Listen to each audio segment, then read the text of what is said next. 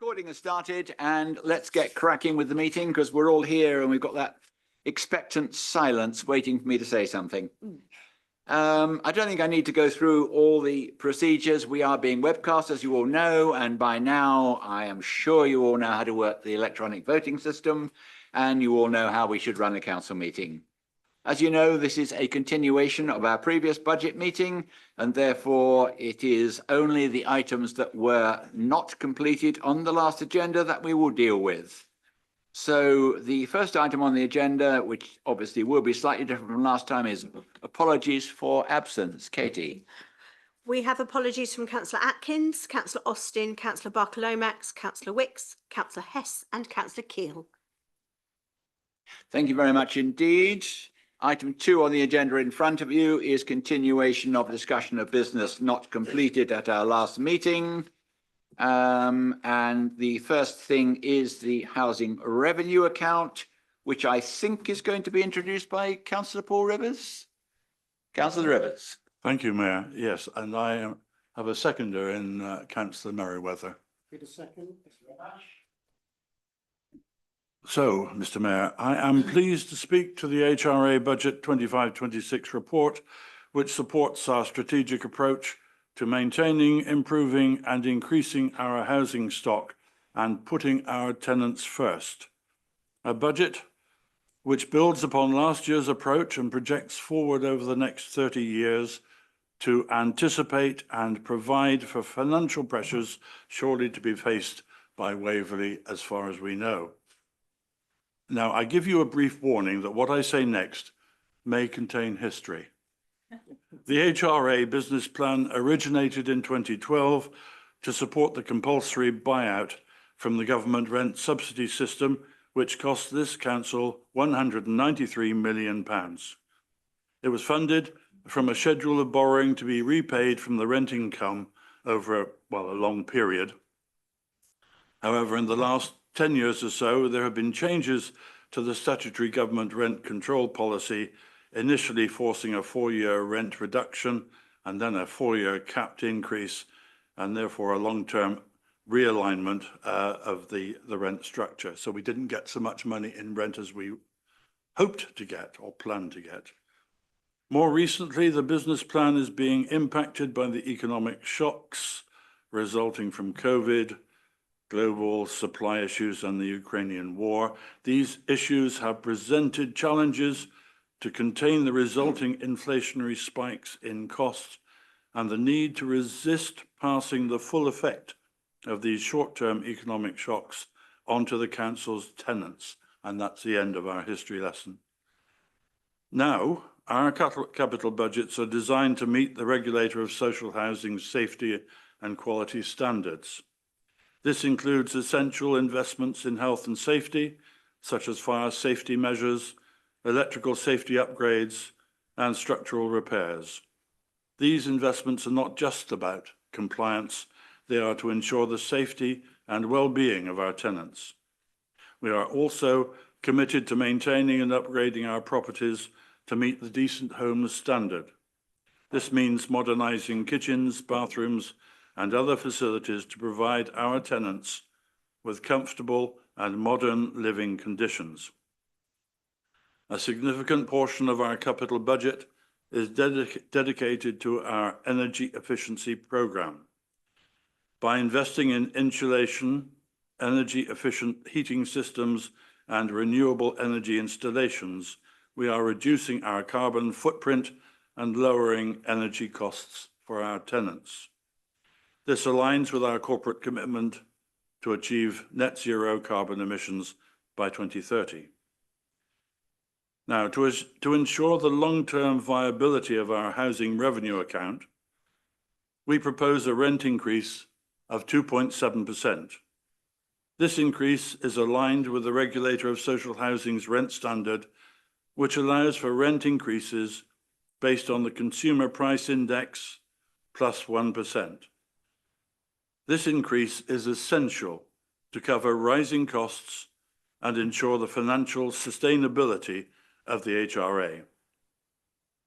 At the Landlord Services Advisory Board, which is an executive working group with equal numbers of elected members and tenants.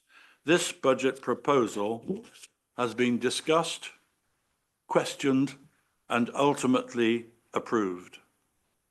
While keeping rents low may benefit current tenants in the short term, the board recognises that the council would face a financial shortfall that would jeopardise its ability to fund ongoing maintenance, improvements, and compliance with regulatory standards, and which would have a negative impact on our income in perpetuity.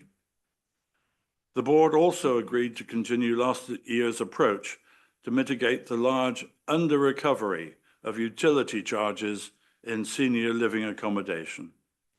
The proposal is to increase energy rates by 20% from £31.20 per week to £37.40 per week. The expectation is that recovery will be achieved over a 3 to 4 year period. Service charges are to increase by 1.7%. Now, I want to emphasise the importance of our capital spend. Investments in fire safety measures, electrical systems upgrade, and structural repairs are essential to comply with safety regulations and so protect our tenants. Modernising kitchens, bathrooms, and other facilities ensures that all homes are in a good state of repair with modern amenities. So, in conclusion, the proposed capital and revenue budgets and rent rise in this report are critical for meeting regulatory requirements, for ensuring the long-term viability of our houses, and aligning with Waverley Borough Council's strategic goals. So I commend the report and its 8 recommendations to Council to ensure we continue to provide safe, high quality and sustainable homes for our tenants. Thank you, Mr. Mayor. Thank you, councillor. Does your seconder wish to speak now or reserve his position? I'll reserve for the time being, please, Mr. Mayor. Thank you. Thank you. Who would like to speak first for the Conservatives? Councillor Coburn. Thank you, Mr. Mayor. Can I just explain that Councillor Austin intended to be here till her 10-year-old son pointed out that it was his birthday. In principle, we're totally comfortable with what we've just heard. We could make nitpicking comments, but basically we feel that the approach that's been taken in the HRA account is perfectly acceptable given the situation. We have no problem. We're quite comfortable with the 2.7 rise in the rent. There's 1 or 2 things you slightly regret, like the 1.3 rise in the voids, but we can understand the reasons for doing so. So all in all, we feel that this has been a pragmatic approach in a very difficult time. And as far as my group, as far as I know, is concerned, obviously they can speak for themselves. We have no problem at all with this. Thank you. Thank you, Mr. Thank you, Councillor Coburn. Leader, you wish to speak? Any more? Yes, only Councillor Monroe. Thank you, Mr. Councillor Mayor. Martin. Only to say thank you to Louisa and her team, particularly for the wonderful things that they have done in building our new social properties. We are, I think, extremely fortunate not just to be a borough that still has social properties at all, an increasingly small number of councils. We are managing to keep the rate of loss from right to buy at a relative minimum, considering our relatively small number of levers to do so. And we are also building social housing of not just a number, but of a quality that is, I think, at least on a par with the best in the United Kingdom so far. We are also meeting our manifesto pledge to continue to build at the rate that we are doing to hit 200 more within this administration. In fact, I'm sure we will exceed that by some measure. We're also building properties not just in places like Godalming, where we've got social housing already. We've got housing going on in Farnham. We've got housing that started now in Chiddingfold. We've got housing starting soon in Elstead. We're not just building new housing for our current tenants and for new tenants, we're also building different types of housing for different types of tenants. So, for example, the recent handed over units at Oxford Ridge and Aarons Hill are for transitioning out of homelessness. And to be quite honest, they're some of the best flats I have seen anywhere. And actually, when you see the sorts of things that we're building and you look over, for example, from those flats at the Carla Homes development over on Oxford Park, you do wonder why it is that developers aren't building and why they are not building to the quality that we, as a council social housing provider, are managing to do. And so I'll just conclude by thanking not just Louisa and her team, but also the tenants panel and the LSAB for all the work they do with our 2 portfolio holders. And again, I commend these recommendations along with the rest of the executive to council. Thank you. I have Councillor Monroe, followed by Councillor Martin. Thank you very much, Mr. Mayor. Like Councillor Coburn, I'm broadly happy with this. I think it strikes the right balance to ensuring continuity into the future and not hammering our tenants too much. And I think that's about right. I do have two comments. So firstly, what struck me immediately was quite a large hike in utility charges for older people. I think in all fairness to them, it requires a little bit more explanation that has already been given so that people who are, this is being broadcast live. I think we would all appreciate a paragraph or two as to why this is necessary. I realise there are good reasons for that, mainly undercharging in past years. Perhaps you could explain that. The second thing was I'm rather disconcerted. About 2 days ago, I rung up by one of my tenants in my ward saying, I hear Waverley's going to sell a whole slew of their social housing. So we have managed with officers to scotch that, and the people who have contacted me are happy that that's a baseless rumour. But it would be helpful, I think, if someone summing up could actually say in public, on air, that Waverley has no intention of selling off anything at all. Thank you. Thank you. Councillor Martin. Thank you, Mr. Mayor. Yes, I'm happy with, broadly happy with the budget that's proposed, and would associate myself with the other comments that have been made heretofore. Just coming to paragraph 12.9 in the paper, I welcome the submission for the Warm Homes Social Housing Fund. And it's interesting to see, though, that the costs that are going to be incurred for 339 homes to bring them up to the EPC C category will be £17,785 per house. And I do note that that's very different, of course, to the work that we did on 7 houses in Oxford Ridge to bring them up to the EPC A rating, which was around about £250,000. So there's a long way to go with all the houses that we've got. But yes, I'm happy with this proposal and I'll be voting for it. Thank you. Thank you. I have Councillor Williams next and no other hands so far, so I will be delighted to call the seconder next if possible. Thank you, Mr. Mayor. And we've heard described from Councillor Rivers and also from the leader some of the constraints that we are operating under, not least the impact of right to buy in terms of depleting our housing stock, and the fact that we are spending 193, or we are spending money on the interest on the loan of £193 million to buy back the housing stock that we actually owned in the first place. So given all those constraints, I do think it is remarkable and it is commendable the brilliant job that our housing team do in order to ensure, for example, that we are not only building new social housing, but we are building social housing that is of high quality, energy efficient, genuinely sustainable. And those of us that recently visited the new homes on Arons Hill, in Godalming and in Chiddingfold, recently we were hugely impressed, I think, by the quality of the building and the sustainable nature of the build, with high quality insulation, solar panels, air source heat pumps, warm comfortable, efficient and carbon efficient homes. As I say, I wish we could operate under rules which would allow us to do more, but so without being complacent, we are doing I think, a remarkable job in very difficult circumstances. I firmly believe that we are working for the good of our tenants and the real housing needs of this borough. So I will be, of course, supporting this paper. Thank you. I see no more hands. Councillor Merriweather, do you wish to exercise your right?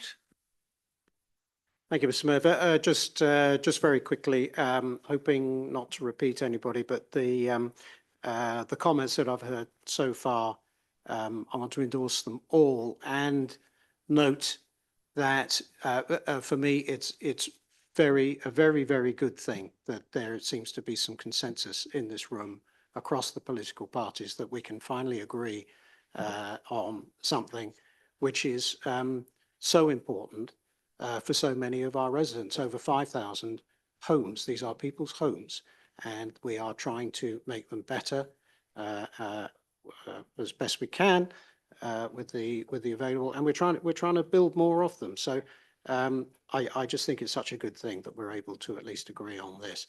The HRA is the funding pot. It provides for the operation, the repair, the maintenance, the refurbishing, and the new construction of all of our council social housing.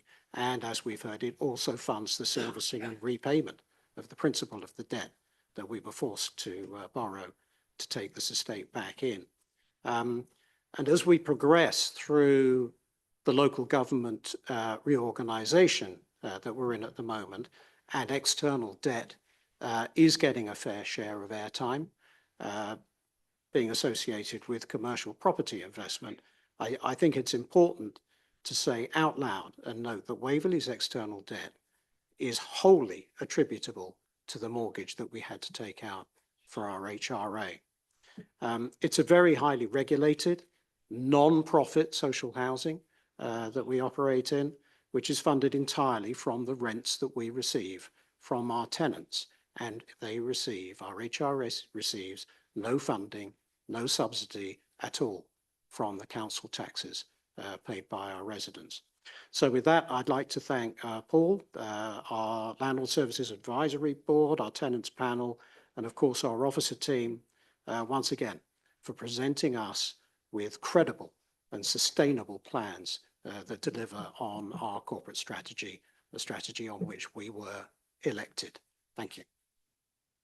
Councillor Rivers, would you like to sum up?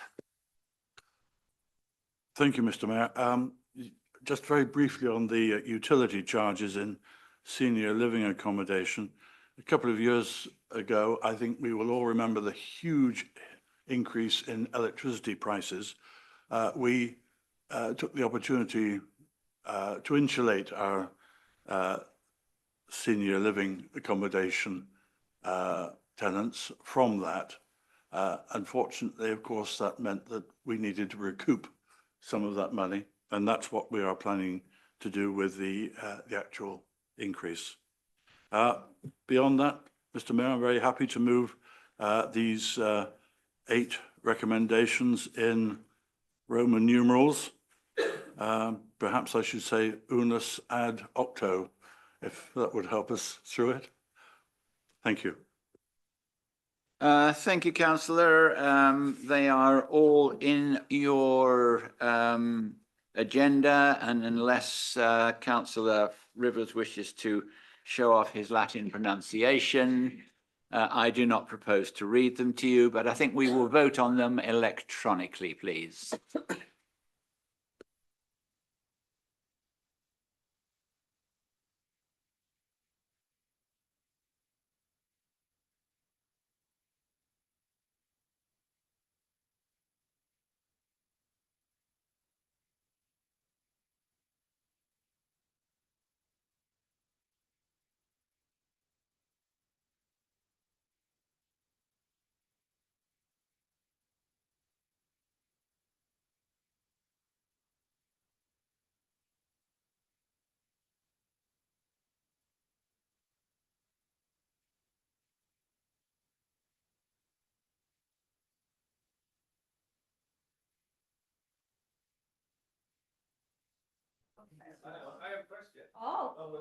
For goodness sake. Right, we have 42 votes now at long last, and it is unanimous. Right, councillors, we will move on to item 8 on the previous agenda, which is the capital strategy. I understand this is going to be introduced by Mark Merriweather, and I hope you have a seconder. I do, and I have a And the second. leader is seconding. Mark Merriweather, the floor is yours. Thank you, Mr. Mayor. So I refer members to the report starting on page 147 of your pack, which describes the regulatory requirements on us to produce an annual capital strategy and the reasoning behind the recommendations that we are making. The strategy itself exists to support the delivery of our corporate strategy and our general fund medium-term financial plan and housing revenue account business plan. It comprises the overall capital strategy itself, plus the supplementary treasury management strategy, including the prudential indicators, and the asset investment strategy for land and buildings, all together in a framework that's much better described by the infographic on page 213 of your packs.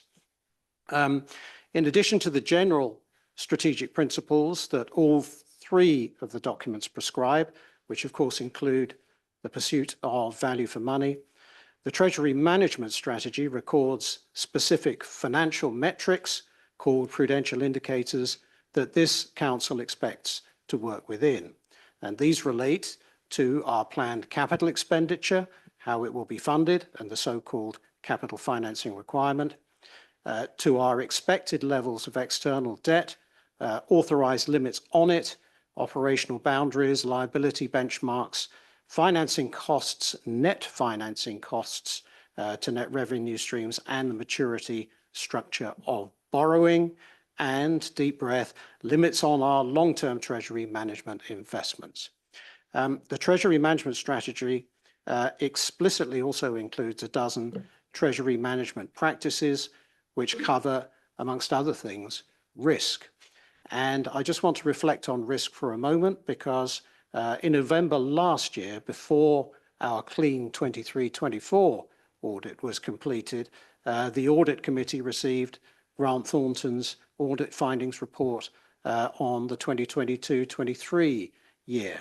In it, Grant Thornton headlined that councils are operating in an increasingly challenging national context, with inflationary pressures placing increasing demands on council budgets.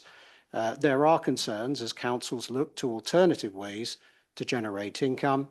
They have seen an increasing number of councils look to ways of utilising investment property portfolios as sources of recurrent income. Whilst there have been some successful ventures and some prudently funded by the council's existing resources, Grant Thornton have also seen some councils take excessive risks by borrowing sums well in excess of their revenue budgets to finance these investment schemes. Grant Thornton go on to note that they have performed a national benchmarking analysis on long-term borrowing as a proportion of long-term assets, finding an average percentage of borrowing over assets of about 31%. I'm pleased to report that Waverley is way below that average at 22% and is in the middle of the scale compared to other district councils. And of course, not only that, but as we've just discussed in Waverley's case, our external debt is wholly attributable to the mortgage we had to take out to recover our own council housing stock and not to fund high-risk commercial property investments. So with that, Mr. Mayor, I commend the recommendation to this council. Thank you. Thank you. Does your seconder wish to speak now or reserve rights? I'll reserve, if that's all right. Thank you very much. Principal opposition, Councillor Martin. Thank you, Mr. Mayor. Well, as we see from the change log in the document, this is essentially unchanged from last year, save for a few time-sensitive updates. The only thing I would say is that I do have the same issue as I had last year. I don't agree with the statement on page 209, page 17 of the report regarding any bad investment decision can or should be explained away by saying it aligns with corporate priorities. It's a paragraph I don't like. I think it's a sort of bit of a get out of jail card. And I think 69 High Street, Godalming is a good example of that, where just because the council says it aligns with their priorities, it doesn't mean to say it's a good deal or a good deal for money or delivering value for our residents. As we know, councils don't exist in a bubble and shouldn't be allowed to pretend that they do. So I'll be abstaining on this recommendation in the for the capital strategy just because of that. I welcome, I note Councillor Merriweather's comments on the approach to investing for return and high-risk investments, of course, and I'm glad to see that he's continuing the cautious approach to investment that we had under the previous Conservative administration, which is a subject which I have had some dialogue with the leader over the last week or so. But with those comments, I will conclude and say that I will be abstaining. Thank you.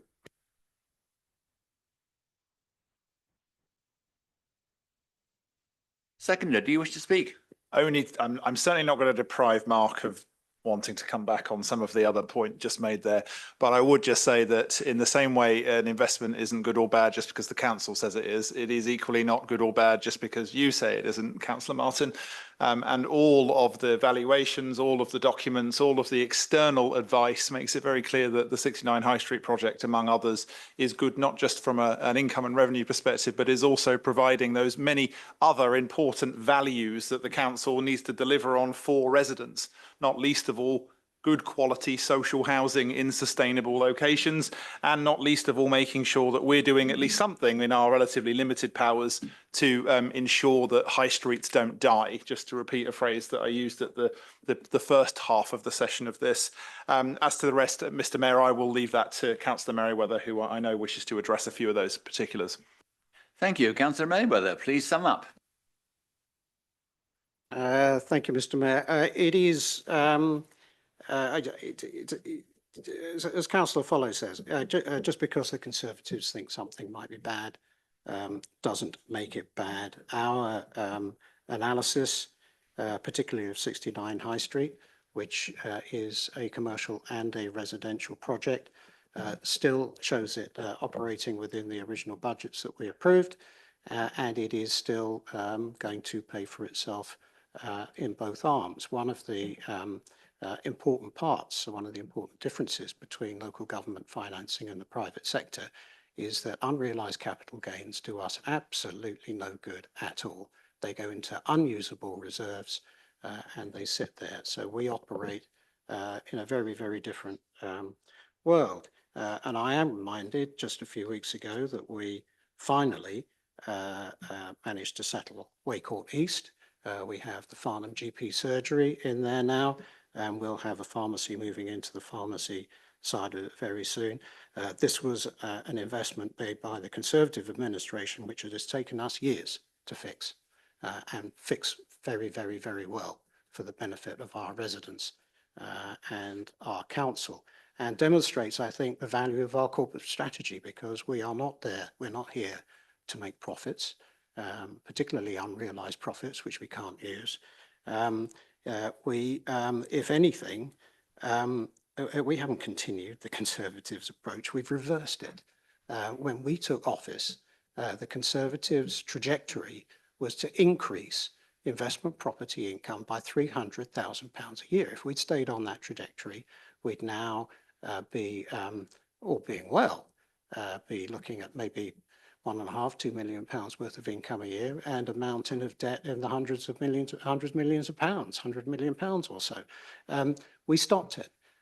We looked at what everybody else was doing back in 29-20. They were looking at collaboration. They were looking at how to work more efficiently.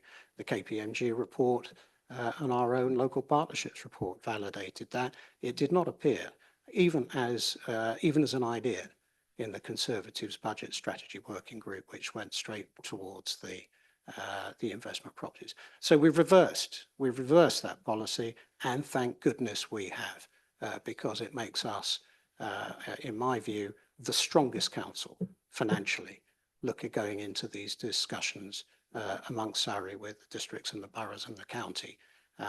Absolutely the strongest financially, and I hope that when the time comes, whoever takes over will take very, very good care of the legacy that we're going to be leaving behind. Thank you.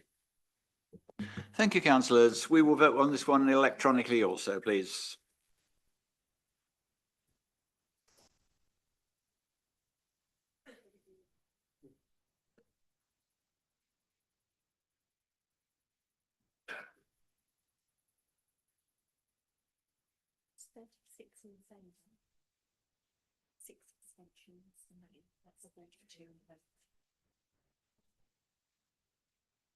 Thank you very much. We have 36 in favour and 6 abstentions, which strangely adds up to the right number. So that is carried. We now move on to members' allowances, which was going to be introduced by the monitoring officer, but I think you have that dubious pleasure. So Claire. Thank you, Mr. Mayor. The report before you presents the report from the Independent Remuneration Panel in respect to setting a scheme for members' allowances.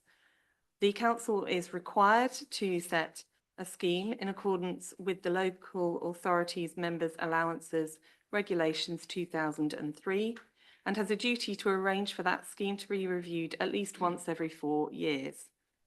The Council also has a duty under the regulations to have regard to the Independent Remuneration Panel's report and recommendations, which is what is set out in the report before you.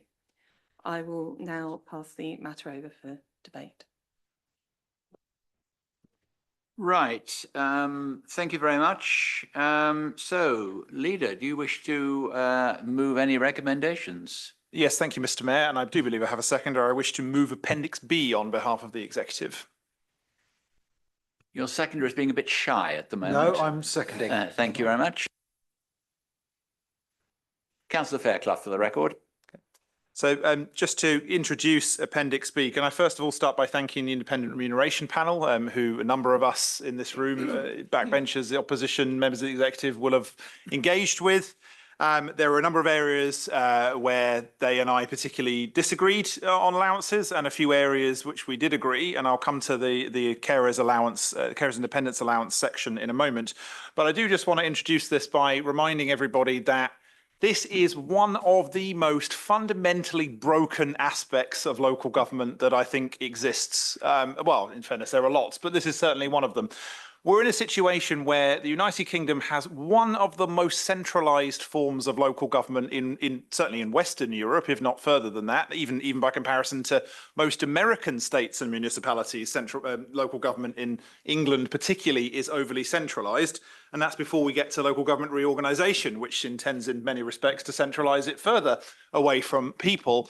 But we're also in a situation where the actual functioning of our democracy is in many respects down to who has the time, who has the money, who has enough ability to negotiate with their employer. And broadly, if you've got children, if you can manage your council duties around that, if you've got caring responsibilities, if you can manage your duties around that, if you work or if you're retired, if your employer is somebody that's flexible or if they're not. And the problem with all of that means that you end up getting a council that bears very little relationship in terms of the demographics of the area that you actually represent, and it becomes more of a function of all of those other things that I've just mentioned.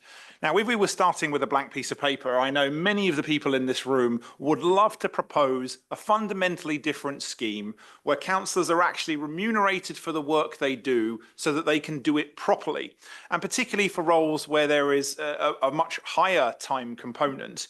I was reflecting recently when looking at the entire budget for the Executive, wondering whether I could hire one of them in the private sector for the entire budget of that, considering, we've got some incredibly professional people on this particular Executive. Could I hire them in the private sector for the entire budget of the Executive? And the answer is probably not, or at least probably not more than about 1.5 of them. So we are in a situation where I know somebody would probably say something along the lines of if you pay peanuts, you're going to get monkeys. But in practice, all local government remuneration is so fundamentally busted that I would consider everything pretty much we're doing here tinkering around the edges, totally, all of it. But we are in a situation that we're in, and none of us here have the power to throw all of this out and start again. And it's certainly my hope that if any of us are around dealing with the formation of the new unitary in this part of the part of Surrey, we might be able to have a more meaningful discussion about doing this properly and making sure that people who are definitely not represented in this room can actually have a chance of standing for office. Now, tinkering around the outside, we're going to try and do a few things here. And one of them is create a dependents carers allowance to ensure that there is at least some possibility, along with our move to certain types of technology and the ability to work, remote work for as many of the things that a councillor can, and bearing in mind the law also restricts many of those things rather unnecessarily as well, to try and allow people to at least get some remuneration for caring responsibilities to allow them to take part in more council business. We obviously have to make sure that fits in with a legal and regulatory framework. We can only set a certain amount of budget for that, and we will need to monitor how that works. And as a result, 2.8 effectively says, let's have a look at this again in 6 months in terms of the carers and dependents allowance and just make sure that it's working in the way that we expect. Now, I've had quite a lot of conversations with many members across this chamber during the course of this. In most councils, this is a sort of 90-second chat, this line. I think I've probably had more conversations on this than some people have had on the entire budget. And that's because I think people care about it. And I'm also want to be conscious of what increase we can give staff this year. I know we're talking very different numbers, very different rights for staff, but also be conscious of what numbers we're proposing in terms of pay rises.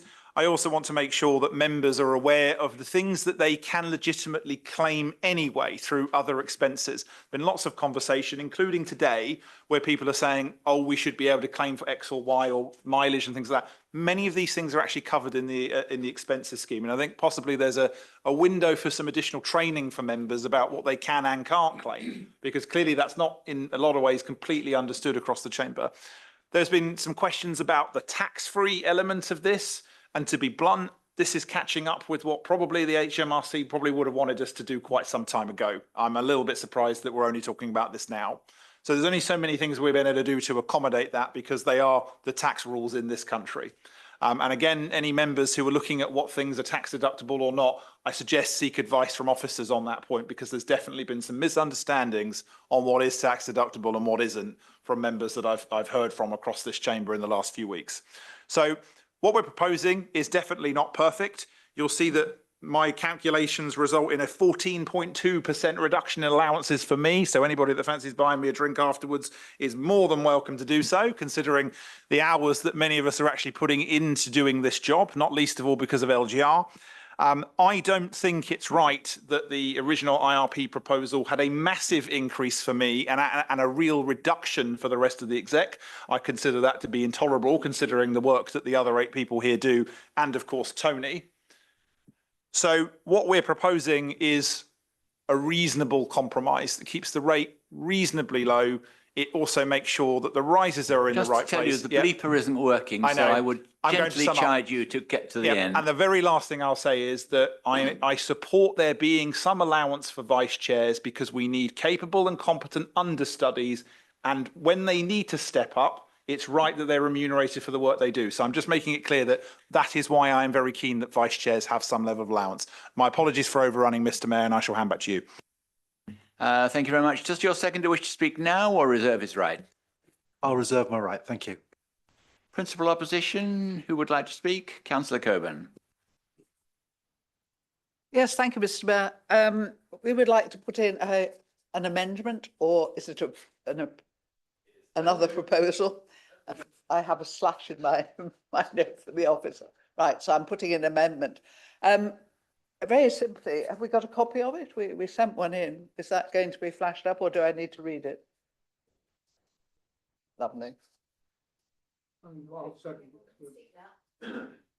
Yes, I do have a seconder, if anybody else.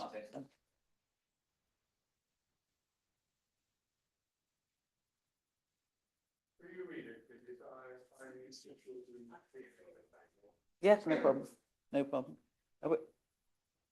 Can I read it now? Yep. Yes, very, very simply, it seems quite revolutionary, but it's very, very simple, that we are actually recommending that the IRP report be adopted in full as it stands, save for the words concerning the dependent carers allowances.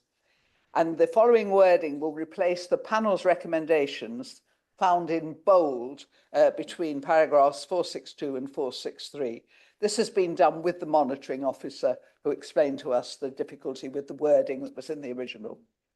So the dependent carers allowance, where the following, oh, sorry, I've already said that bit. So a new dependent carers allowance adopting best practice from the local government association be included in the scheme of allowances as follows.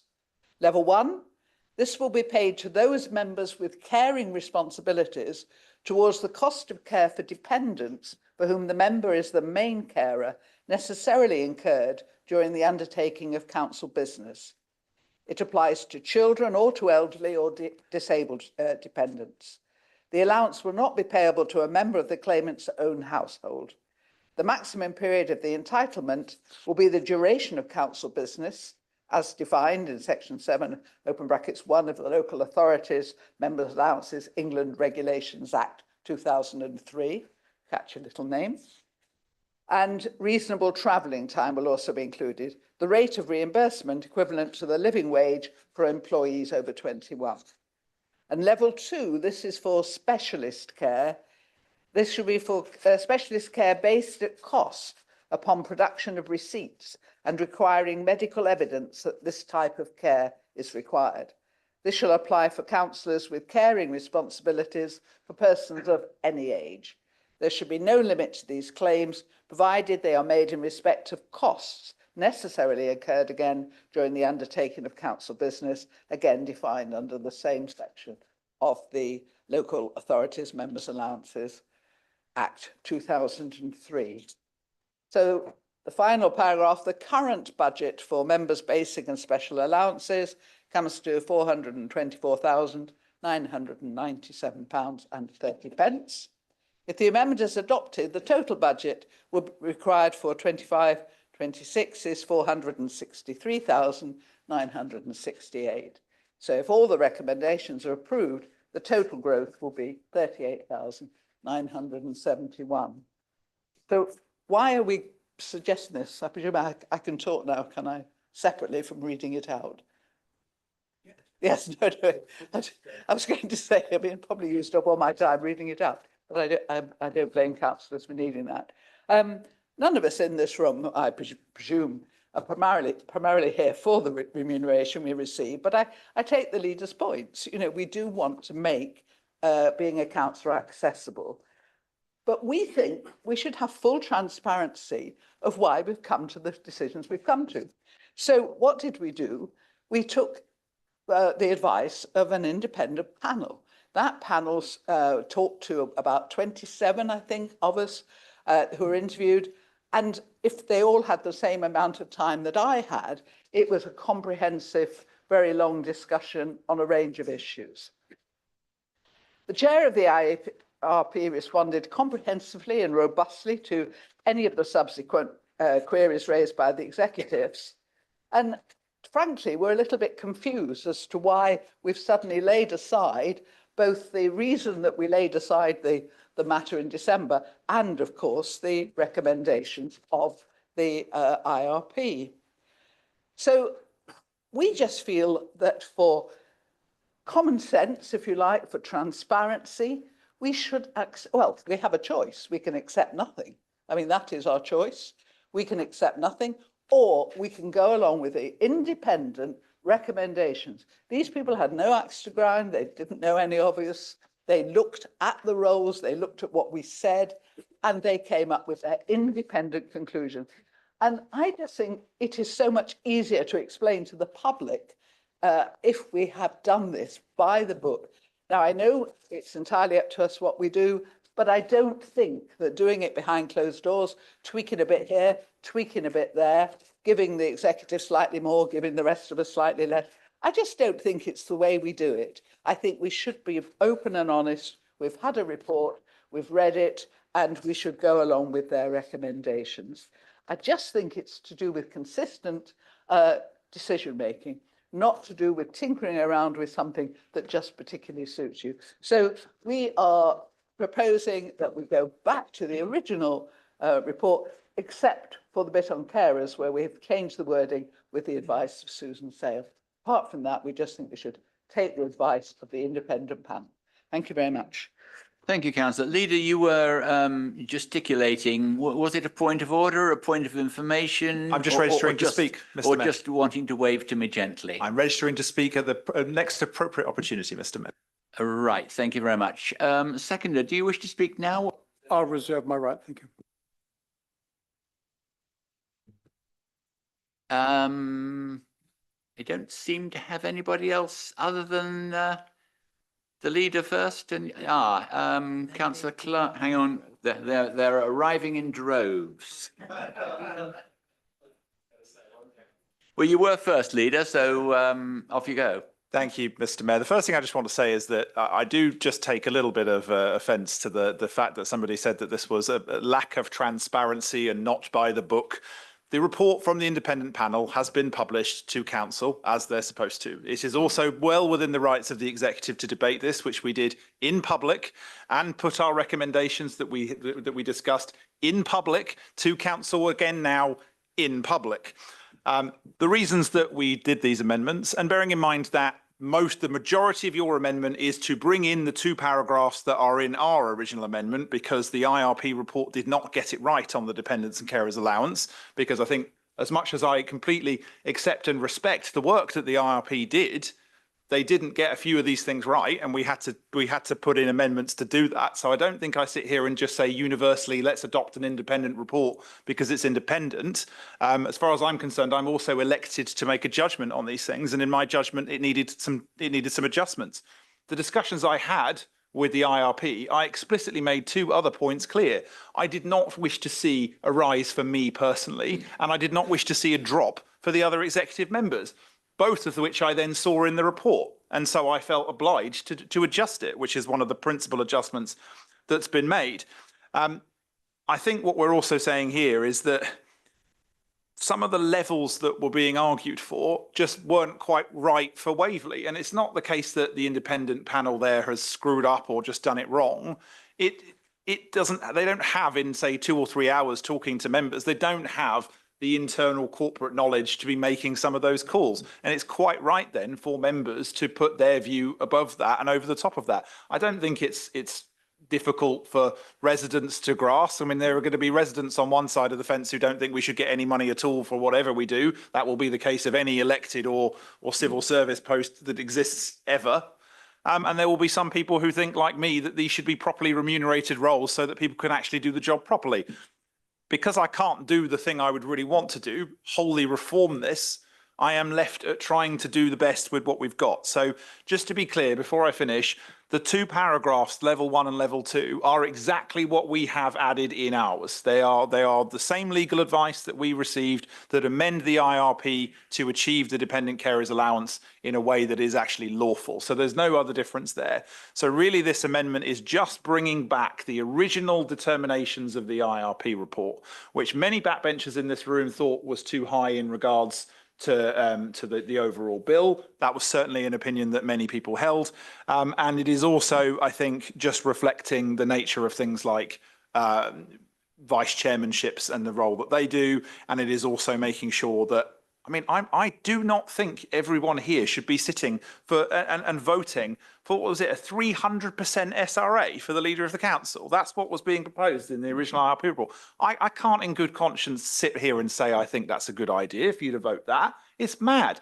The other 8 people here on the exec and Tony, they're doing an immense amount of work, and this is proposing a pay cut for them. I mean, I cannot personally, or as a political person in this room, ask you to support the numbers in that report. I just can't do it. So I am again asking for support for the amended proposals, which I think, with the inability of throwing the entire system out and doing this properly, is a reasonable compromise to all of the points that have been made in this room over the past 3 weeks. Thank you, Mr. Mayor. Thank you. First I have Councillor Clark, followed by Councillor Merriweather. Thank you, Mr. Mayor.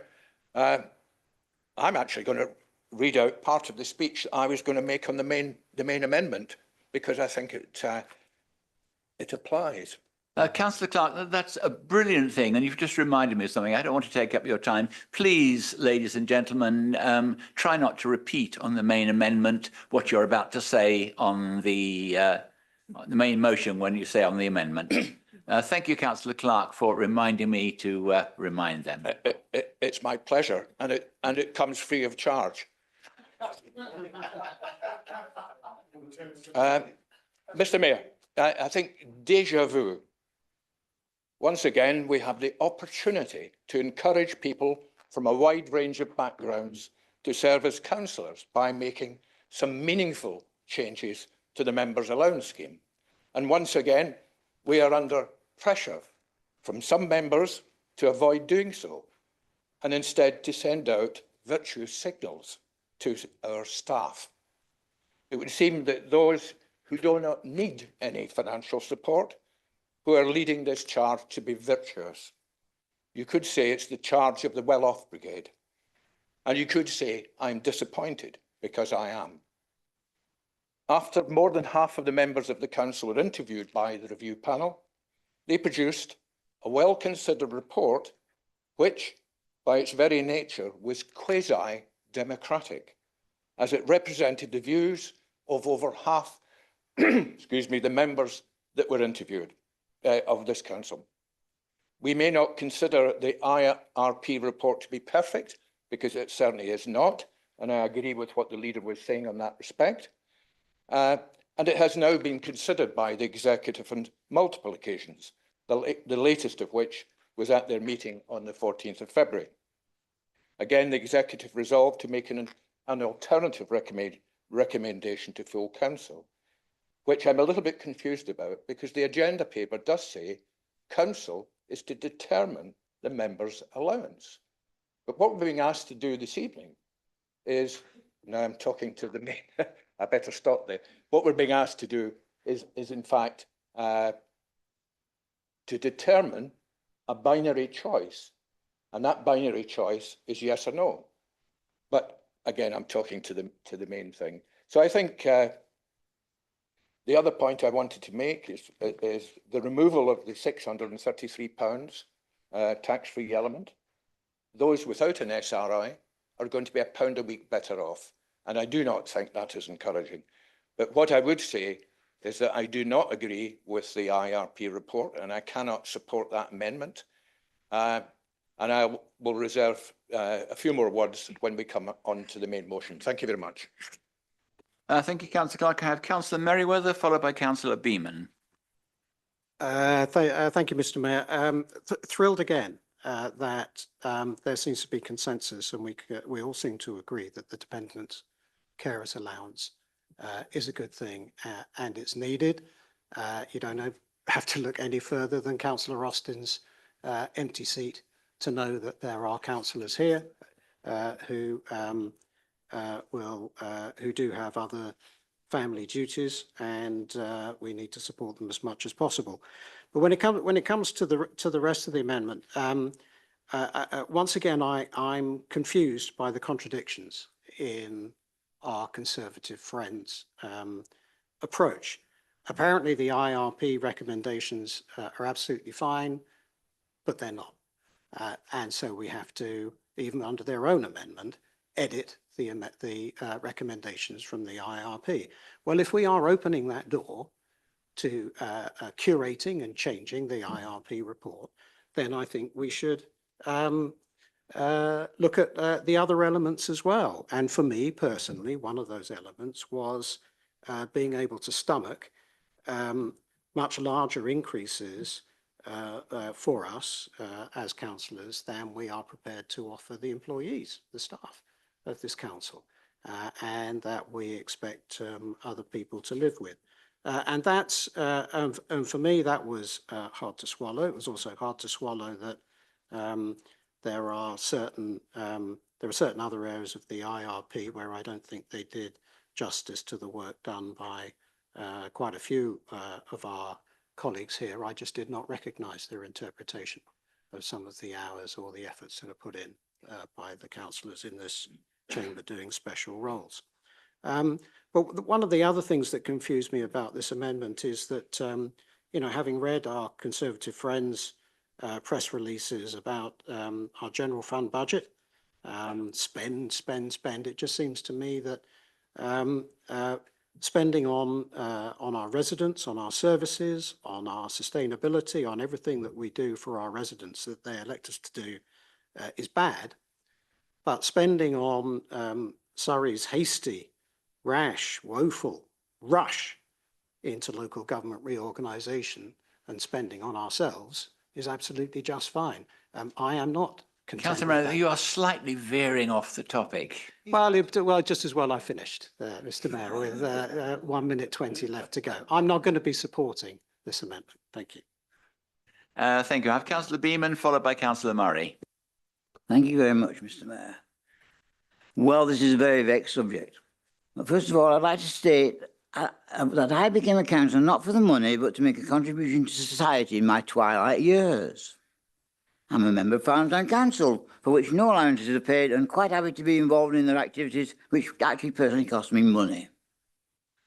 I do, however, expect to be treated fairly, and the alternative proposal of the Executive Committee in relation to member allowances are far from fair. The IRP recommended an increase of 6% in the basic allowance to 6,200, yet the Executive Committee only recommended an increase of 3% to 6,020. The only explanation seems to be that the Executive Committee did not wish for members to receive a percentage increase greater than the general workforce, which I understand. Yet apart from the leader and deputy leader, all members of the Executive Committee will be receiving increases of 6.3%, with similar increases for the chairs and vice chairs of the various committees. For those like myself who only receive the basic allowance, the withdrawal of the tax-free element, the real increase is actually less than 3%. Yet, like most other councillors, I serve on a number of committees for which I receive no additional payments. I serve on planning and auditing and risk committees, as well as the Sustainable Transport and Parking Strategy Executive Working Groups. Now, the amount of money involved is relatively small, but there is a principle at stake in my book. To treat councillors who have only received the basic allowance so differently than members of the Executive Committee and chairs and vice chairs of committees is unfair. Now, I do understand the points being made about the IRP, certainly, but if the Executive Committee is sincere in their desire not to give increases above the percentage award that has been offered to staff, they should not be seeking approval for recommendation of increases of over 6% themselves. If there was an alternative that we all just receive 3%, then I'd be happy to vote for it. But as it currently stands, I am not. Thank you. Thank you, Councillor. I have Councillor Murray, followed by Councillor Goodridge. Thank you, Mr. Mayor. I've got a slight dilemma, and I'm not 100% sure of the procedure and the protocol exactly of how we're going to get to a consensus. Is it just the binary decision? It's either the IRP report or the recommendation, or I'm not really understand how we're going to get to a. Or can we say, oh, we don't like this bit? Let me explain. Could you explain it to me? Because I'm not really 100% sure. Thank you. There is a motion, a recommendation from the executive, and there is an amendment proposed by the principal opposition. You have a choice of voting yes or no to the amendment from the principal opposition. Then, if there are no further amendments, we will debate the recommendation from the executive. And the only way you can find another halfway house is to propose yet another amendment, which I would ask you to think carefully before you do. Thank you for your clarification, Mr. Mayor. I won't be doing a third way, but okay, thank you very much. I shall leave my comments until the main debate, if that's correct. Thank you very much. Councillor Goodridge. Thank you, Mr. Mayor. Over the decades, we've received independent reports on councillors' allowances, and in the vast majority of cases, they've been accepted, sometimes with a minor tweak. And I would say this time that the minor tweak could be on the carers' allowances. But it's made very clear in the report that according to legislation, before the council makes or amends scheme of allowances, it must have regard to the recommendations by the IRP, and it can deviate. Well, this is nearly a rewrite rather than a deviation, and I would question whether by legislation we have the right to do what is being proposed by the executive. I assume they've had that advice and that it's acceptable to do it. But the independent report has been gone through in great detail as to why the figures should be as it's set out in that report. And we've now got the executive coming up with a new set of figures. No reasons given in the report as to why those amendments and changes have been made. And incidentally, I note that Guildford have accepted their independent report, subject to minor changes themselves. The changes by the executive are totally, in my view, unacceptable. It gives detailed arguments as to why backbench councillors should receive 6,200, and that's just being reduced to 6,020. We need to encourage councillors to stand. We should give them as much as they can as backbenchers, but instead it's being reduced. And no detailed arguments have been made as to why that should be changed. I know the work that the leader of the principal opposition does in her role as the leader of the principal opposition. And her allowance is being cut by a third. And no reason given, just to balance the books from 6,200 to 4,200. Absolutely no reason. And on her behalf, I really feel very upset that that should happen. Allowances are not a political football. That's why an independent report comes up with the figures. It's nothing to do with individuals. It's to do with the positions they hold.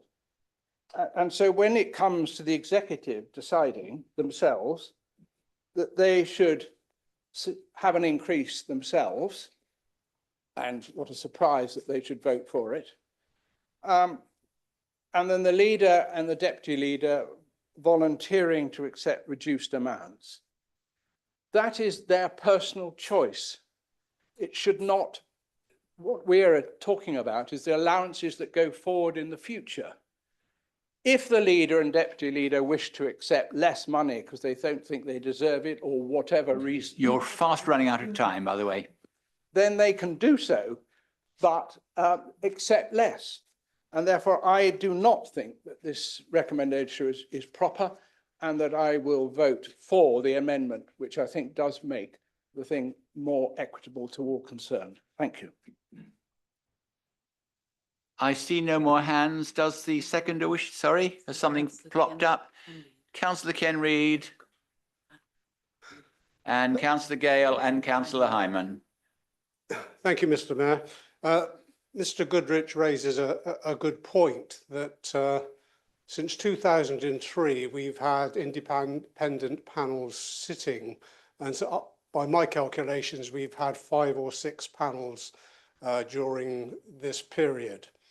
And at each of those, from my recollection, is that when those recommendations have been considered by council, there have been some small amendments, but the recommendations themselves have built on previous recommendations, incremental changes.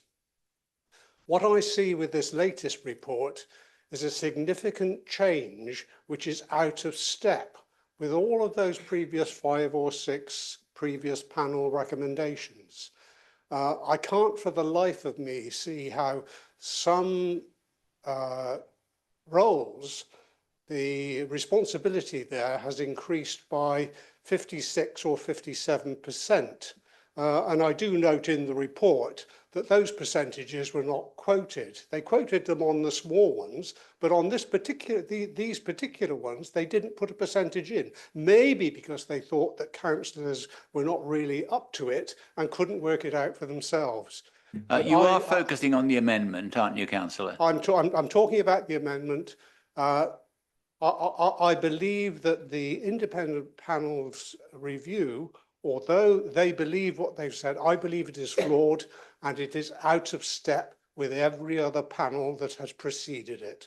Thank you, Mr. Mayor. Thank you, councillor. I have councillor Gale, followed by councillor Hyman. Thank you, Mr. Mayor. Coming from a parish council, of course, you do it all for nothing, and that's the joy of being a councillor. I have to agree with what Councillor Goodrich was saying, purely on the thing about the leader and the deputy leader. Our deputy leader and our leader at the moment may not need as much money to do the job or to do what they're doing, but we can't always say it's those two people. We're talking about giving a carer's allowance because we want to invite more people in who can do this work, even though they have responsibilities. And if we want a leader and a deputy leader, we may have to go to these figures that are on the independent panel. That's why I'm looking at these figures really and thinking this does look a bit more fair. And if people don't want what they're paid, put it into the Band H pot that's coming along. So that's my thought. Thank you. I have councillor Hyman and then hopefully no more hands. This is just speaking to the amendment, though, isn't it? We'll Correct. Get back to the main event afterwards. I'm a bit confused by what's going on here, Mr. Mayor, because I've got in front of me an executive proposal which contains precisely the wording that I've got in front of me from the leader, on behalf of the leader of the opposition, which I've absolutely 100% fully support. So in that respect, I absolutely 100% fully report that part of the amendment that's been put forward. But I also, of course, support that part of the executive's proposal. So it seems to me like it doesn't make much difference. But the one big difference here is that this amendment is proposing that we go to that we follow the IRP line. And that would be all of it in its entirety, apart from the changes that's been put forward specifically. So I have some difficulty because, as far as I know, the IRP report is considerably more expensive than what the executives put forward. And I have knocked up a proposal myself, which I don't know whether I'll be able to put forward, but I might, but not under this amendment. Obviously, we're talking about this amendment. But I would like to know, if I can, whether or not the IRP report is budgeted for, because it's more expensive than than the budget that we've got allowed for. I mean, I've strived to keep within less than the money that the executive are spending on this, so that we can be doing the right thing for residents as well as doing the right thing for ourselves. But I am slightly concerned that the IRP proposals haven't been budgeted for. So can I have an explanation that we can, because it's another £100,000 or so, I think, isn't it? Is that much? Just carry on talking to the amendment, please. So the IRP report, we are a choice between the two at the moment, in the absence of any further amendments at the moment. It is a choice between those two. Okay. I have to disagree with Councillor Reid, unfortunately, when he says that this is praising the panel report, because this report is virtually identical to all the other reports that we've had. It's virtually identical text in there to the one that Guildford had. It's virtually identical text to the one from 2021 that we had, despite the fact that, you know, regardless of what we say to the panel, they produce exactly the same pro forma report and just have a couple of extra words here and there that address specific situations.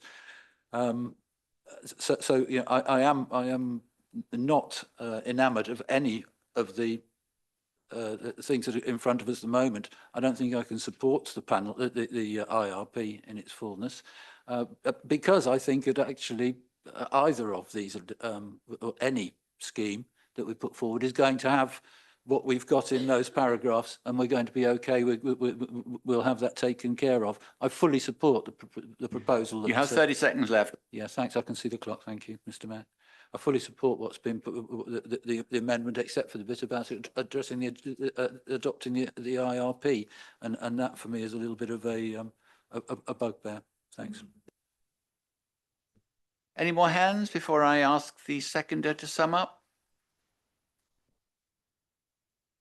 Thank you, Mr. Mayor. Just to be clear, we are in support of option 1, which is to accept the independent remuneration panel, save that we would add the changes on the carers allowance level 1 and level 2, which Councillor Hyman quite correctly says is identical in both what the executive are proposing and what we are proposing. So I'm glad that we are in agreement on the carers allowance. I think that that is a very creditable matter. In terms of funding, the existing budget is 425,000. The proposals that we're putting up would cost 464,000, a difference of 39,000. The bulk of that can be found with additional funding from the government, which was unallocated, the £27,000 which they gave, which was essentially unallocated. That does leave £12,000, but I'm sure that that can be found within the context of a £12 million budget. So what we're saying is that we think that we've had an independent remuneration panel, and that we think that we should be going along with the recommendations of that panel rather than going to substantial changes that the executive are proposing. It's a very straightforward matter of decision between the two. It's one or the other, and we are in support of the proposal that we have, and I commend it to you. Thank you. Thank you. Does the proposer of the amendment wish to sum up? I think enough's been said. Then let's vote on it, councillors. Electronically, please. And remember, you are voting for or against the amendment, not for or against the main recommendation.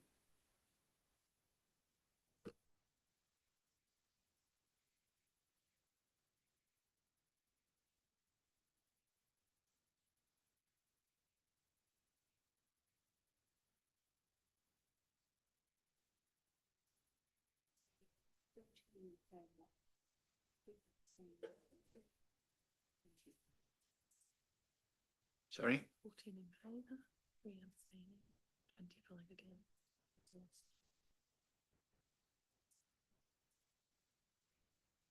Is that adding up?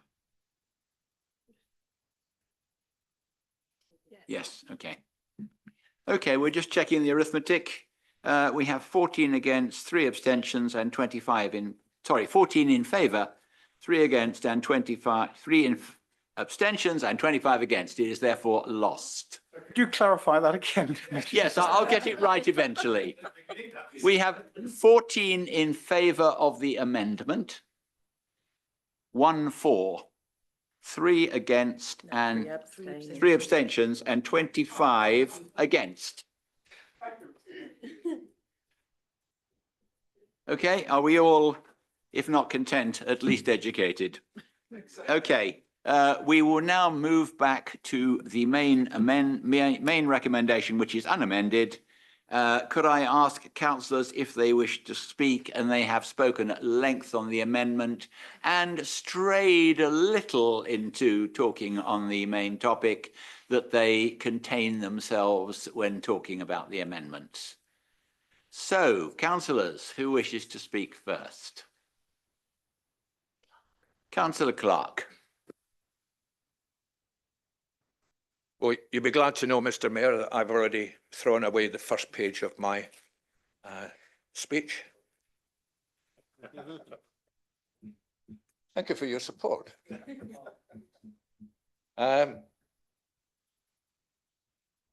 Looking at the executive's intention I think it's quite clear.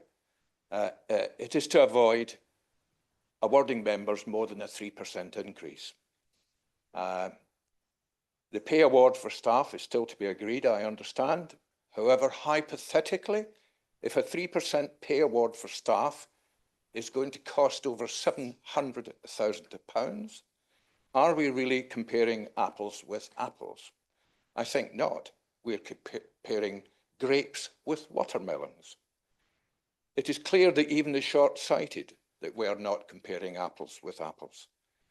The most meaningful part of the IRP report states a principle that I and others, I think, find more compelling than some of the optics that we've already heard this evening.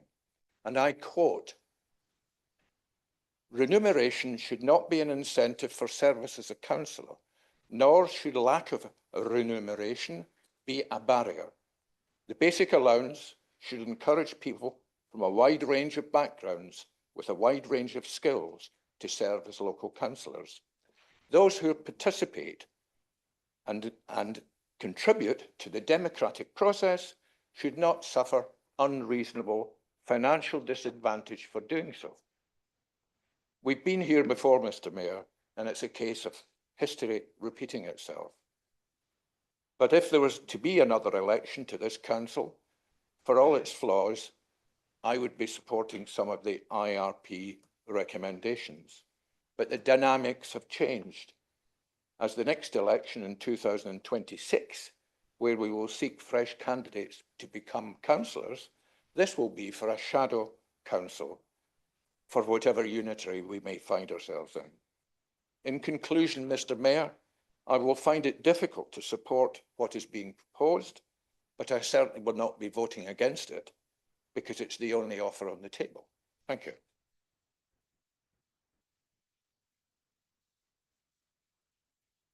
Sorry, Councillor Murray. Thank you, Mr. Mayor. Firstly, I'd like to apologise to any residents who may be watching this evening. I'm sure the sight of councillors debating their allowances is a bit galling when there are pressing issues like traffic and parking charges, especially in Farnham last week, where calls have been made to erect public stocks in Gostry Meadow to express dissatisfaction with the councillors and the town centre improvement works. However, this debate is important if we want to attract more diverse range of councillors in the future. And it's the reason why I voted for the opposition amendment is simple. As the leader has stated, there are real barriers for working people, young people and parents who might otherwise consider stepping forward. If we only attract those who are relatively wealthy and retired, or those using this as a political stepping stone, we will end up with councils that lack diversity of experience and perspective. And I include myself in the male, pale and stale category. The IRP report was independently researched and designed to take politics and personalities out of the equation. And I was one of the interviewees. And I suggested a pro rata system where allowances reflect attendance at meetings and committees. For example, I serve on 3 committees, ONS, Audit and Risk and Licensing. In January and February alone, I attended 10 meetings in Godalming, each lasting around 3 hours, not including travel time. The executive is now proposing that executive members receive a 2% increase above the IRP's recommendation, while backbench members face a 3% reduction on the IRP recommendation. I ask, is this fair? Will it encourage councillors to take on committee roles? And additionally, I'm also concerned that the deputy leader's position, by receiving no increase at all, is being singled out for political reasons rather than fairness. With regard to the recommendation on the dependents' care allowance, the IRP recognised this was a real barrier to broadening the spectrum of councillors and supporting working parents. Instead of a flat fee of £600, which was recommended, I believe that the monitoring officer has advised that this could break tax regulations. This is a real shame, as it would have gone a long way in attracting working parents.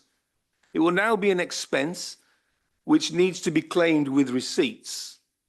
And the councillors I've spoken to said they do not do this, as most babysitting and caring is done by relatives and friends.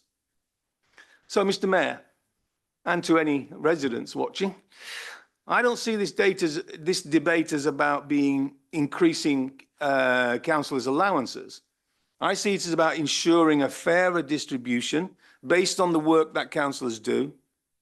And I do realise my vote's not going to affect the outcome, but I would support the original IRP recommendation and the amendment of the dependent carers allowance. Thank you, Mr. Mayor. Thank you, Councillor. I have Councillor Goodrich. Thank you, Mr. Mayor. I have to say I support entirely the comments made by Councillors Clark and Murray.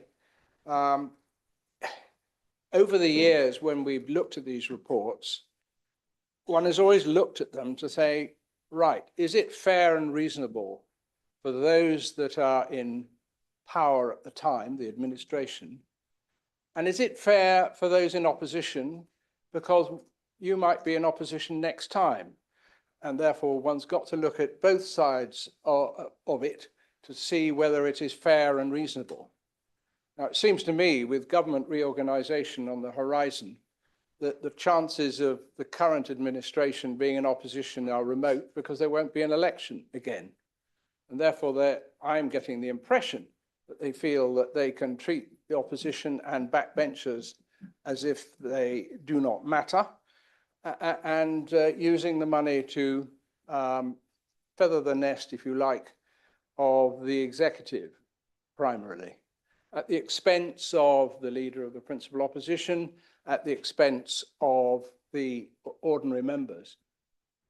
I am not happy, as I've said previously on the amendment, and I won't be voting for this. I'll be voting against it. And I would like an assurance that what the executive are proposing is in fact compliant with legislation in view of the radical changes that have been made to the independent report. The independent report argued clearly what should happen, took into account 27 out of 52 councillors' views, and although the allowance is not something that makes any difference to me, it does make a difference to others, and I'm conscious about others. And therefore, and it's up to people whether they wish to claim their allowance. I've never claimed expense allowance for the 30 years I've been on the council. That's my choice. I'm entitled to it, but that's my choice. And other councillors have the same ability to make that choice. So I'm very unhappy about what is being proposed by the executive, and I propose to vote against. Do I have any further councillors to speak on the motion? Merriweather, followed by Beeman. Thank you, Mr. Mayor. I've got to say, to listen to some of the comments, you would think that some members in this chamber are being forced to take a pay cut. Now, everybody is going to get an increase in the allowance. We're talking about the relative share and the relative size of how those increases are going to be. That's an important point to remember. I'm not going to dare try and compete with Councillor Clark's fruit basket. And I'm afraid I'm not going to put myself in the pale, what is it? Male, pale and stale category, even though I'm probably more comfortably there. But I would like to point out that that part of the reason that we've amended this, part of the reason we have all agreed, it seems, at least on the dependent carers allowance part, Councillor Goodrich, was because the IRP was proposing something that wasn't legitimate for tax reasons. So we are at this point to comply with the law rather than anything else. And nothing sort of, it's not only the dependent carers allowance, even the IRP recognised, for example, that the tax-free element of what we used to get, or we still get as an allowance, had long since served its purpose. Because it was envisaged to do things that weren't actually tax deductible. It was in danger of becoming a taxable amount, which is why I'm afraid we need receipts for the dependent carers allowance. If it's not wholly exclusively and necessarily incurred with receipts by whoever's claiming it, it becomes taxable as an expense. And I'm afraid those are rules that we do not make up, but they are rules that we have to follow. I have Councillor Beeman, followed by Councillor Mirrlees. Yeah, thank you, Mr. Mayor. I'm still very troubled personally about this differential increase in rates between members of the executive and chairs managers and normal backbenchers, if you call them. And, you know, we're all in this together. We're all in the same boat together, really. And I would like, I don't know if I'm in order, but I would like to propose that a further amendment that we just increase all rates by 3%. Is that possible? I don't know what second that. You can propose an amendment, provided you have a seconder. Well, I don't know if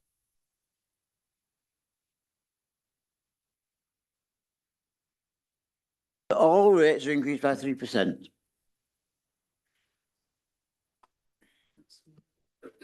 Councillor Murray, are you seconding that? Councillor Beeman, you better speak to it. Well, I think I've already said enough as it is, but I mean, I'm just troubled by the fact we're all in one boat, really, and really to see differential rates of increase between different types of councillor does not seem fair. Does your seconder wish to speak now or reserve his rights? I'll speak now, Mr. Mayor. And my original thoughts, it's about fairness.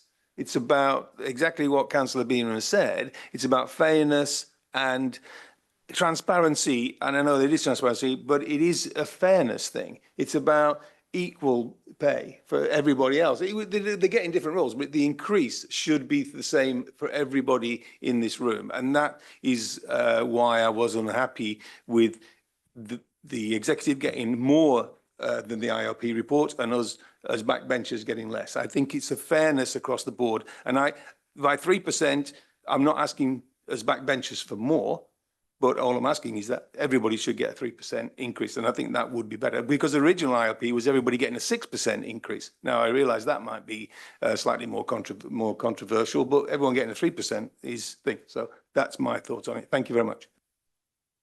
Leader. So first of all, can I just clarify? The amendment here is trying to add an additional 3% to basic, or is it 3% to every line in table 2? Just before I speak properly, Mr. Mayor, can I just conclude that that's what the amendment is actually suggesting? What I'm suggesting is that where we have every single role or in the council is increased by 3% as a basic allowance. So therefore, we wouldn't have 6% increases for chairs, vice chairs, or members. Okay, so I think I understand where we're going with this. There was a lot of unfairness in the original IRP report, as far as I saw it. I mean, it's been touted as fair, but to be quite honest, I don't think it is. And I'm probably not going to make myself very popular in the chamber by saying this, although bearing in mind I'm proposing a reduction to my own by nearly 15%. I feel like I'm about to earn the right to say it. The other members of this executive here, I think they're nearly in every day. And they're nearly in if they're not in every day doing work, they're doing work at home supporting the work that their role goes for. I mean, you've got, let's just have a quick straw round the exec here. Gemma's trying to sort out IT. That's not a particularly short job. Steve is trying to make sure we meet our climate action targets for the whole of the administration. Tony is possibly one of the few people in this entire borough who actually understands car parking and car parking charges. Even before I was doing the LGR stuff, I'm here probably 3 or 4 days a week, to the point that some of our staff actually sometimes think I'm actually staff here at the moment. I dread to think how many hours Mark and the team have been working on the budget. Liz has only got a minor thing, or what's it called? Oh, the entire local plan to sort out.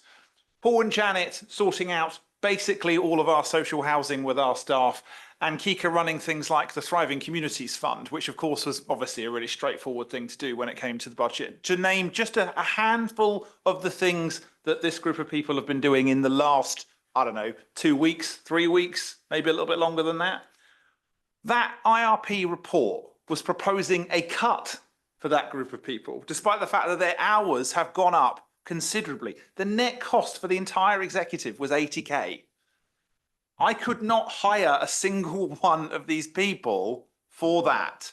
We are asking more and more and more of a set group of people, and the IRP report was intending to make them take even less. And by the way, was proposing an absolutely atrocious level of rise for me. I mean, I've mentioned it before, but that was just too much. I'm going to save most of what I say for the summing up at the end to the main motion, because there's a lot of things here that have made me uncomfortable in terms of statements that have been made. But I appreciate that the basic allowance for members is not stonkingly high. But I will say the bit that I was going to conclude with. I have a resident in my own ward who has 3 times expressed to me a desire to stand for office. And she works at the Sainsbury's in Godalming, right? And she does shift work. She has 2 children. Even if you doubled or tripled that allowance, the structural issues in the whole of how local government works does not mean that that person is going to be able to stand for council, because this all fundamentally needs complete refresh. Every single part of this is tinkering around the edges. All of it, absolutely all of it is tinkering. Does it achieve more people able to stand? Does it enfranchise them? Nothing we can legally do in these reports does that at all. And just to make that point, the IRP difference to ours is what, 120 quid a year, I think. That person in Godalming Sainsbury's who keeps asking me if she can stand, that 120 quid extra that she would get in members' allowance, that's not getting her into this chamber. That's not making sure she can stand for election and deliver leaflets and run for office. It's not doing any of those things. So I'm about to finish. Yeah. So honestly, I know there's going to be some support for this, but this is something that I think it's not going to be transformational to nearly anybody that might need it. And the tax bits we can't change, and other elements of this, we're just prevented at doing anything more meaningful by law. And it's incredibly frustrating, and I share that. But I do think we just need to be realistic about this process. Thank you, Mr. Mayor. Thank you. I have Councillor Gale, followed by Councillor Clark, and then Councillor Coburn. Thank you, Mr. Mayor. I'm guessing, I think what Councillor Beeman is talking about is where we see the 6.3s and 6.2s and 9.1s down the side there, all to be 3% across the board. And I would agree with that. And I'd just like to take up on something. We don't do this for the money, any of us, I don't think, really. And the leader saying that the executive work every day, I do take exception to, because there are an enormous amount of us backbenchers that work every single day for our residents. Not only for Waverley Borough Council work, I might add, we pick up on Surrey County Councillors' work as well. Most of my day is taken up with trying to find out where there's a drain leaking or there's something going on or a grass verge not cut. And we can't get the help from our Surrey County Councillors. I don't know why, but there we are. So I do take exception to being told that it's only the executive that work every day for this council, because it's all of us. And without all of us, this council actually wouldn't look after our residents properly. Thank you. Thank you, Councillor Clark, followed by Councillor Coburn. Thank you, Mr. Mayor. The leader has mentioned that we are tinkering with the allowance scheme. I think we're actually dancing, and I think we're dancing around a solution that seems to be quite obvious. I wouldn't recommend a reduction to 3% of all the SRAs. I would do it the other way around. I would recommend an increase of the basic members' allowance to the same level as the increase being offered to SRAs. In other words, I would suggest, and I may move that amendment myself once this one's been discussed, that the members' allowance is increased to 6.3% to be fair with the other increases within what's before us tonight. Thank you. Councillor Coburn and then Councillor Goodrich. Thank you. I just want to fully endorse what Councillor Gale has said. There's she's gone. Somebody who spent the last 2 days flat out working on local issues, which I thoroughly enjoy. I'm not moaning at all. But to say that, I don't know what they think we do all day, sit at home and crochet tops for letterboxes or whatever. But I assure you we don't. You know, we do actually, and in fact, that's what we get the pleasure out of. What worries me about this, and it worries me, all the argument that we're having and all the theatrics and everything else, we're looking at ourselves, navel gazing as we do so well. It doesn't matter what we think, really. Ultimately, it's back to the gentleman on the Clapham omnibus. He still exists in a court of law. If you're making a case, and if the other side says, what would the man on the Clapham omnibus think? You have to take into consideration, what would a normal average person think of what we are actually suggesting tonight? And this, again, I feel there's so much unfairness in what has been proposed. I don't know that Councillor Beamon's solution is quite the moment. I'm certainly leaning towards that, because I do feel that, as Councillor Gale says, I do feel so much that we are all part of the council and we all work hard, and you know, we all deserve to have that recognised. It's back again to what I say about fairness. It's not what I think that matters. It's not what the leader thinks that matters. It's what the man on the Clapham omnibus, the number 19, you name it, the man at the bus stop, woman at the bus stop, I shouldn't be sexist, thinks about this. And I have to say, I think the debate tonight has not shown us in a good light in terms of what we should be doing, rewarding ourselves. That's why our First Amendment was about taking that out of this council chamber. Thank you, Mr. Mayor. Councillor Goodrich.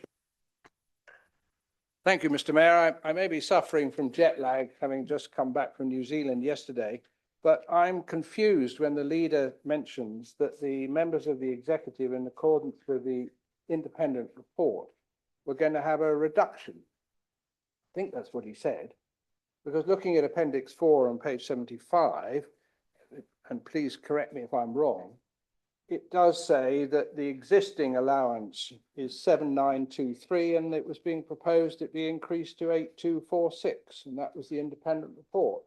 So they were going to have an increase, not a reduction. So have I got that wrong? Councillor Rainbaker. So far, I haven't heard any reasonable arguments against the amendment. So I will be voting for the 3% increase across the board. And unfortunately, Peter, I won't be voting for the 6%. So yes, I'm going for the 3% increase across the board.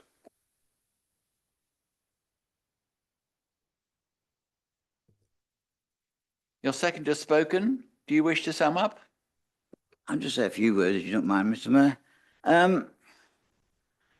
Let's be quite honest and say that, you know, nobody is denying that members of the Executive Committee and the chairs and the vice chairs do good work. Yeah, I mean, I understand all that, but I do think this is a matter of where we have differential increases for different levels of councillor is wrong, basically. And that's why I'm proposing that we should all receive the, I mean, I wish it was 6%, but I do recognise the economic realities of the situation. Very well, we will vote by electronic voting, please. Remember, if you are voting either for the amendment or against the amendment, not the main recommendation. And Councillor Beaman, just to be sure, you are voting for a 3% or whatever increase for councillors, but you are not wanting to remove the carers allowance. Thank you. Okay, councillors, if you're all clear, let's vote.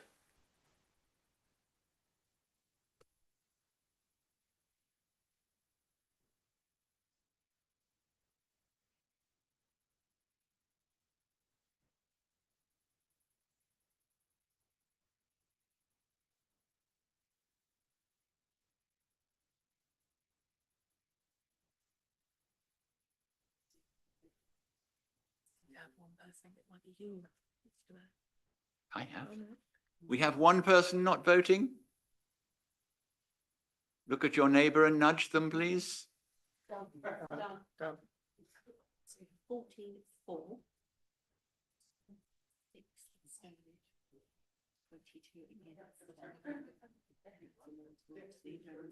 Okay, 14.6.22. Okay. Councillors, we have 14 again, 1 for the amendment, 6 abstentions and 22 against the amendment. It is therefore lost. We now return to the main recommendation. Any councillor wish to speak? Sorry? Councillor Mirrlees, you were already on my list, and there was a hand back there somewhere. Councillor Hyman. Thank you, Mr. Mayor. Actually, so much has been said, I've almost run out of what I want to say myself. But I've been a backbencher. I've been on committees. I've been a vice chair, and now I'm on the executive. And I can tell you there is a huge discrepancy between the work of a backbencher, even if you are looking after your ward, even if you are on other committees. It is exponential, the difference. Well, it is as far as I'm concerned in the work that I have been doing. And I don't see how you could possibly expect, and I do know, you say, frankly, I'm sorry, but not everybody does do matters of work. They don't. They don't have time, some of them. They do what they can do. But this idea that everybody puts in the same amount of work, as I know, for example, Mark Merriweather, and particularly Our Lady with the leg, I know how much they do. And I'm sorry, I'm not going to go for that. I don't see why people who work very, very hard and put in a lot of effort and a lot of work should have their money reduced. And I'm not feathering my own nest at all. What I would have said, and I didn't, I mean, I don't think that you compare, the other thing is you can't compare a staff wage with an allowance. This is predominantly a voluntary status. This is not about going in for a wage and getting a pension. So to pretend that this is in relation to the staff has got nothing, I just can't compare that. But what I would say is that I do think the 3% raise is really stingy. I do. I think we should have gone for more and perhaps reduced our executive to a certain level. But I think that we should have been given a reasonable raise because we do an awful lot of work. And and if you're double-hatted and some people are triple-hatted, they're doing even more than others.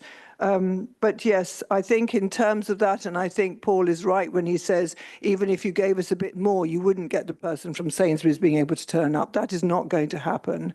But I think to think that somebody who comes in maybe 4 times a year, whenever it is, and does almost nothing, and we do have people who do that, and I'm sure they're good with their ward, but they are not doing the amount of work that we are doing. And because I have the experience and I know what that's like, I'm saying this from a position of knowledge, not one who presumes things.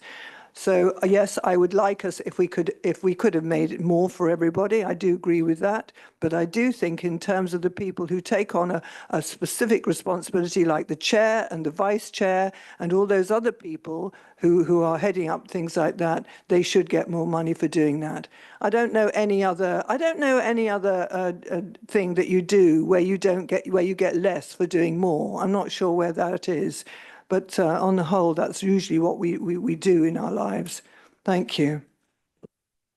Thank you, Councillor. I now have Councillor Hyman and then Councillor Martin. Thank you, Mr. Mayor. Well, yes, I hear what Councillor Mirrlees is saying, and I know that the executive do a lot of work, but if they don't like the amount of work they do, then let somebody else do the job. Because there are plenty of people who are willing to if they and not for the money. This is if you look at what Guildford have done in December when they adopted their scheme of member allowances.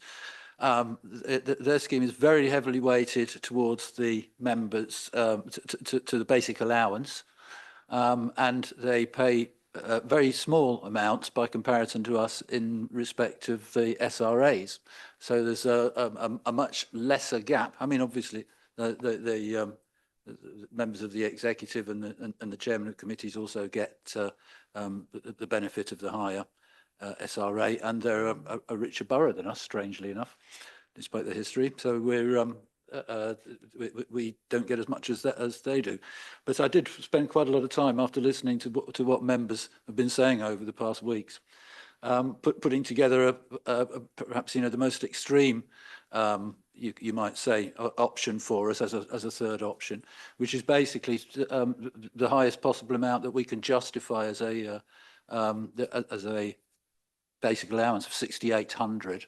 So not the 6,020 or the 6,200 that we've seen, something which actually reflects better the sort of wage rates that we have in the borough, because we have the independent review panel have not served us well over the years. They've given us figures which keep our members' allowances down by mistake, let's say. And it's clear to see if you check the different reports against each other, you can see what's been going on. It's not very impressive, I must admit. I don't know whether to put that option forward. Obviously, it's paid for by the executive. The Guildford's deputy leader, for instance, gets a 100% rather than 200%. Our deputy mayor would, by comparison, over in Guildford, would get a 100% SRA, 100%, 6,000 odd pounds reduction if he was doing the job over in Guildford. That doesn't apply to most, but I've managed to put together a scheme which satisfies most people and is fair when you compare when you think about the amount of work people have to do. But whether to put it forward, I don't see the executive. What the executive put forward is good enough, because if you look at the sheet at table 1, appendix B of the table 1, it doesn't call it table 1, but it is the top one of the two. If you see at the very bottom there, 5% of the 6,020 supposedly works out at 302. Well, we all know that that's 301. And if you go through every one of the figures in those two columns of basic and SRA allowances and total budget, I think there's only one of them which actually works out as being correct. They are all miscalculated, every single one of them, not by large amounts. But it totals up to you have 30 seconds left. £100, Chairman, and we need to have that checked. I've looked at the way it's been voting. I think two wrongs don't make a right. The IRP wasn't good, so we did the right thing and didn't go with that, where it was tied to the Conservatives' proposal. And the executives is not satisfactory. But quite honestly, I've looked at the voting, and I think we could stay all night putting forward amendments, and it would be 14 for, 6 abstentions, and 22 against. To every Thank you. single Could one you of them. stop, please? So I'll leave it at that, Chairman. We'll just take it from where we are, so we can go home. Councillor Martin, and then Councillor Dinas, I believe. Thank you, Mr. Mayor. Forgive me if I'm a little confused. But in terms of the executive payments, as far as I understand it right now in the existing year we're in, an executive portfolio holder receives £7,923.27. As far as I can understand it, the IRP report proposed an addition to make that £8,246, and the executive report is pushing that up by a further £174 to 8,420. So I don't quite understand where the reductions that are being talked about are coming from. Thank you. Councillor Dinas, followed by Councillor Coburn. Thank you, Mr. Mayor. You'll be pleased I'm not going to put another amendment up, although I think people would like me to. I'll keep it very short. At the end of the debate, could we go for a recorded vote, just so I don't forget, and I'm sure I'll have colleagues who will support that. Thank you, Mr. Mayor. Councillor Coburn. Yes, thank you, Mr. Mayor. I think Councillor Mirrlees demonstrated perfectly why what is being proposed here is plumb wrong.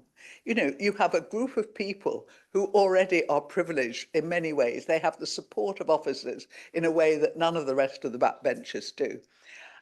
They think they work harder than all of us, and maybe they do. I've been on the executive, as have various people sitting around here, and you know, yes, I worked hard, but then I would still say, Councillor Gale, I still work hard. You know, it's what you put in, it's what you get out. But we've just heard from the horse's mouth, as it were, that, you know, we need the money. I mean, that's basically what the executive has just, Councillor Meares has just said.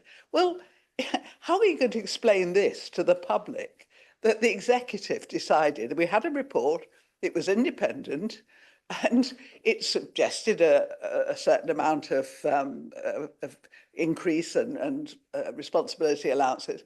And, you know, as I say, Guildford looked at theirs and tweaked it a bit. We've looked at it over the years and tweaked it a bit. This executive decides, oh, no. You know, we're the only ones in this council who do any work. We need all this money. And that's what it came across as. And as I say, the man on the Clapham omnibus, whatever the bus is out there, the man in his Waitrose or the woman coming out will say, what the heck is this all about? That we have an independent review. The figures are put forward to us all. We all read them. We were all part of the decision making or part of the information gathering. But we'll just leave all that to one side. The little coterie will get together and give themselves what they want. I'm sorry, however it looks in this room to us, it's going to look far worse to the people outside. You know, what are we trying to say to them? That in here, all we do is look after our personal interests. It's just, to me, well, Councillor Mirrlees said it all as far as I was concerned. Thank you, Mr. Mayor. Before I ask a seconder to sum up or to, Councillor Reid. Thank you, Mr. Mayor. Just one point. I think there are probably a handful of us who have served in many of the roles on this council. I certainly served on the executive, leader of the opposition, chair of the ONS committee, and various other roles. And from my experience, the relativities as expressed in the table produced by the executive are absolutely spot on. And so I will be supporting what they have put forward. Seconder, do you wish to speak? Did you wish to Yes, I make a do, point of actually. Thank you very information? much, Mr. Mayor. I think Councillor Reid has just expressed, I'm not quite sure how Councillor Coburn managed to translate what I said in the way she has. Most places where somebody does more work than another person gets a responsibility with that work, gets that status, gets more money for it, because that's the way we work in our world. That's how it goes. If I'm doing a bit part in a play and I'm not the lead part, I don't get the same amount of money. It's pretty simple. That's all I was saying. And I was also saying at the same time that I wished that we had managed to give everybody a better chunk of it, because we all could do with it, actually, not because we're feathering our nests, but because we've taken the time out to come here, and an allowance is an allowance. It's not a wage. And it would be helpful if we were able to have more in order for more people to get here and do the work they can. But even with the allowance that we have, we're not going to get the sort of people we had hoped we would. I am somebody who has not got a wonderful pension. I am somebody who is still trying to work in a career. And so for me, I'm one of those diverse people. I'm not pale, male and stale, which I can't stand that remark about men anyway. I'm just a woman who's supporting herself and doing her own work. And I don't see anything wrong with having to get an extra bit of money in order to do the work that I have been asked to do, and to put as much time and effort as I can into it. I would like everybody to benefit, of course I would, but I'm not saying that we should have... Sorry? Gently, Yes, you meant to can. be a point of Because information you need to rather actually than a- wind me rather than a down, darling. Wind me down. I'm getting hysterical here. Thank you very much.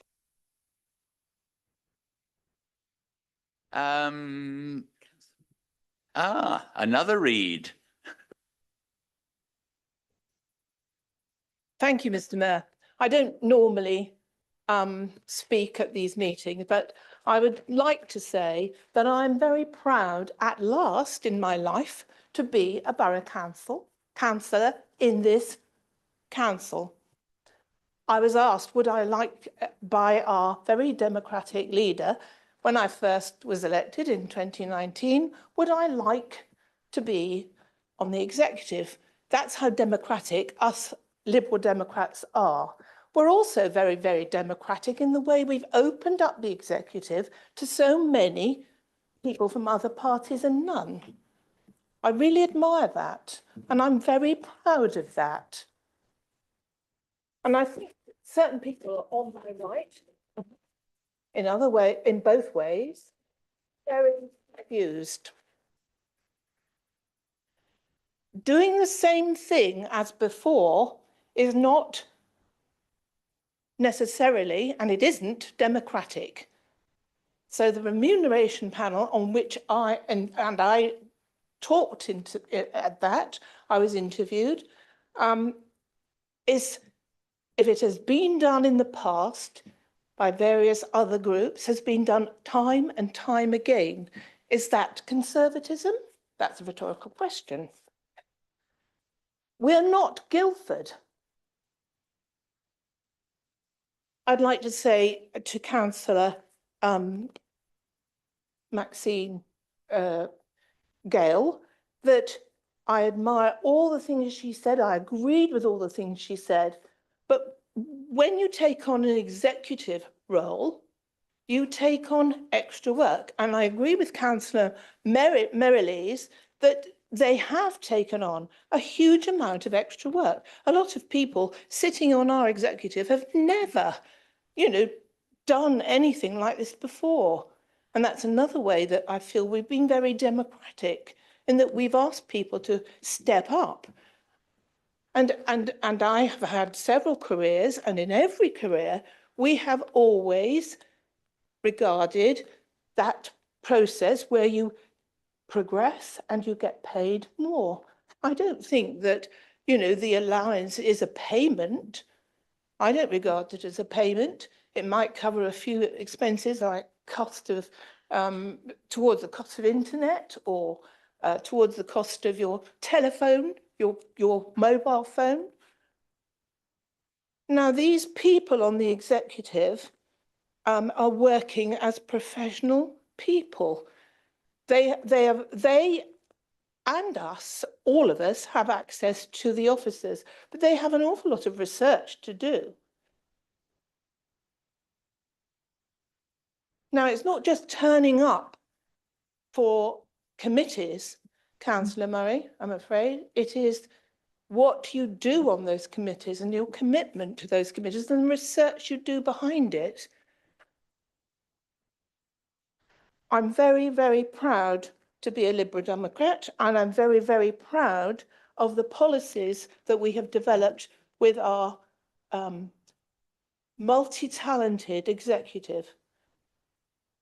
And they are delivering on our manifesto, and I'm also proud of that. So I will support this motion and this suggestion of really valuing and reimbursing our executive. Thank you. Thank you. Any more hands before I... Just a point of clarification before we go to the vote, if I might ask, Mr. Mayor, if you look at the recommendations in front of us, it's paragraphs 2122, then jumps to 2526 and 27. Councillor Beeman. Do we correct that? I'm Councillor Hyman. Time to go home. And the numbers. Councillor Hyman, we have discussed numbering errors on numerous occasions, Yeah, and I have asked you so many times now, if you find typos and errors, please just tell the officers beforehand, and do not waste our time at council pulling them up. Would you like to correct the figures, Mr. Mayor? No, I would not. I would like to move on. I'd like the seconder to speak, unless... Councillor Keane. Thank you very much, Mr. Mayor. Well, first of all, I would like to say that I do wonder what the public, if they are watching, make of all this, to be frank with you. I know we're discussing allowances. They're not wages, they're allowances. But I would like to support what Councillor Ruth Reid has just said, because she makes a hell of a lot of sense of the whole thing. We have an executive that works non-stop to support this council and to keep it going, along with our staff who are so valued. I am very proud to be a Waverley Borough councillor. I have an allowance, yes, but when I became a councillor, I did not know how much the allowance was. I'm not wealthy, as some people might say. I am a pensioner, but I do the job that I enjoy doing for this council, and I'm going to support the executive's recommendation. Thank you, Mr. Mayor.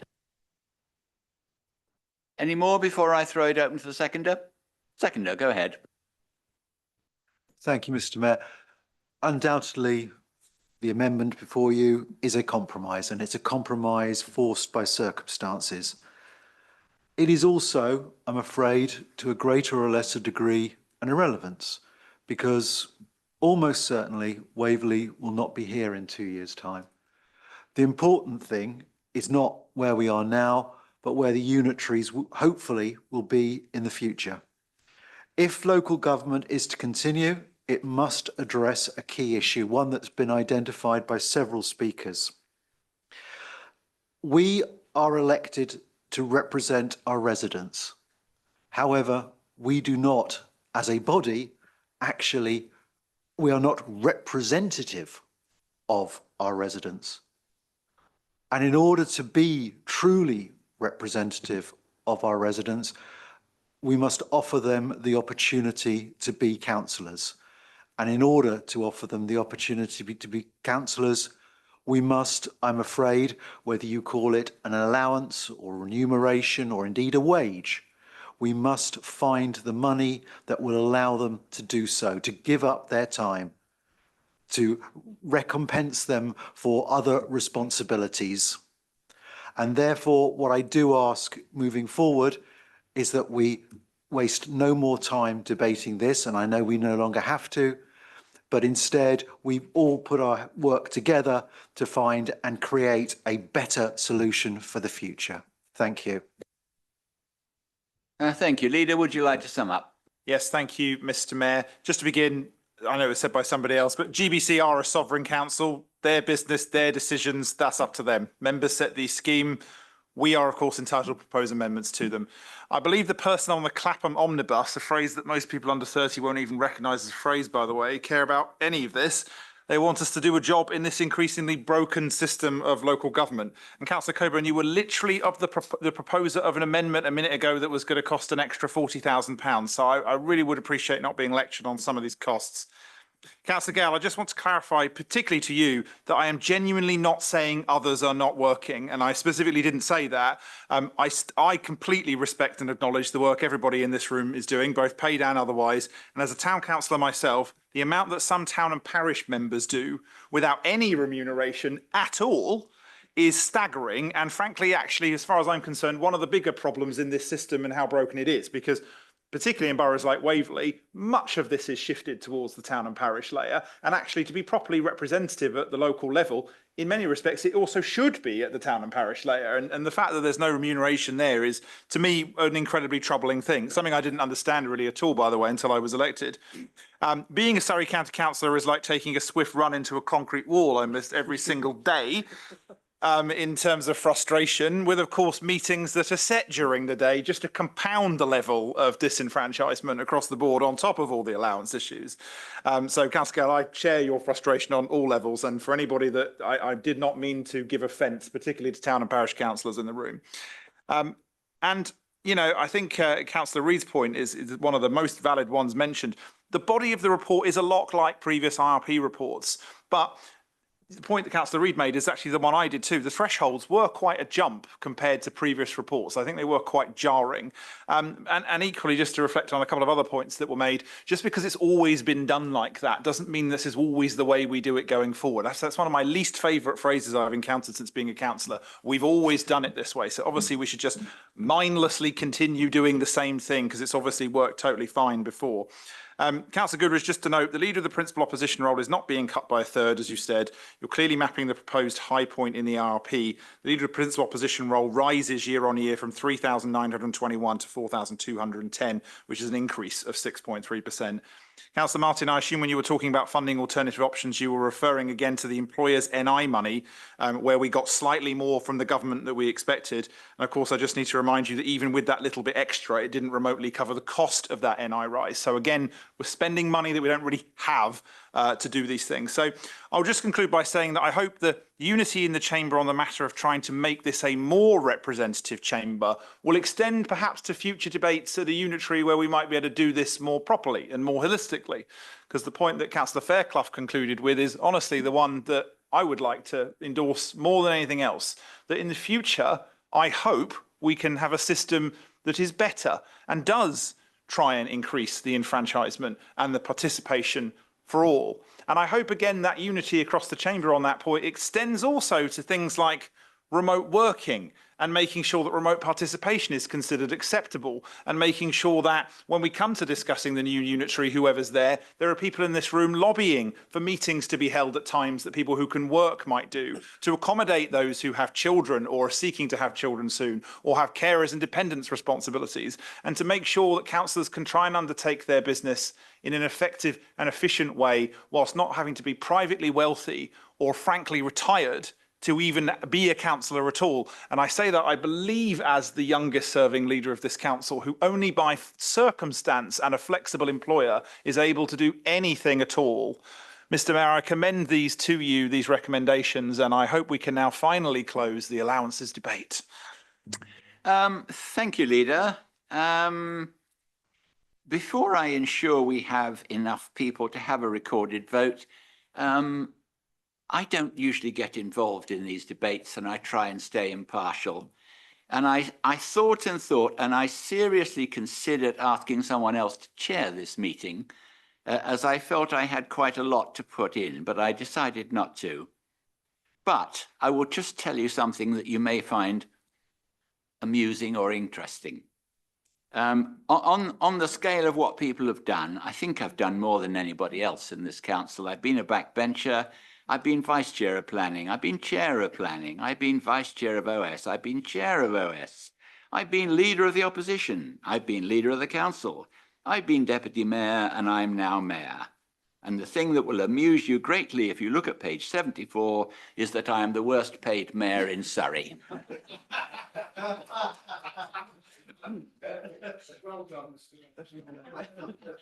Do I have enough people standing or sitting up or waving to have a recorded vote, please? I need 5.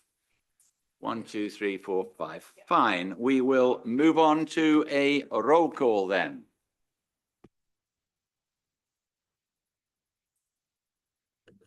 Forgive me, because I know some members aren't here. So if I call your name, I'll try not to call those that aren't here. So Councillor Beeman.